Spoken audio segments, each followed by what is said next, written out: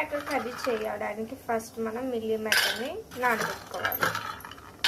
కొంచెం ఇందులో వాటర్ వేసుకుని నానబెట్టుకోవాలి.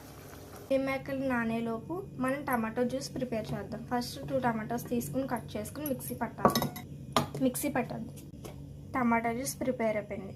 వేరే బౌల్కి ట్రాన్స్ఫర్ చేసుకోండి. జ్యూస్ ప్రిపేర్ అయ్యాక ఆనియన్స్, ఉల్లిపాయలు కట్ చేసుకోవాలి, పచ్చిమిరపకాయలు కట్ చేసుకోవాలి, కొత్తిమీర, కరివేపాకు ఇవన్నీ ఐటమ్స్ ప్రిపేర్ చేసుకుని పక్కన పెట్టుకోవాలి.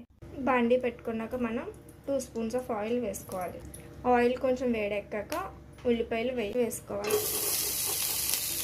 ఉల్లిపాయలు వేసుకున్నాక పచ్చిమిరపకాయలు కూడా, కరివేపాకు కూడా యాడ్ చేసేసుకుందాం. మనం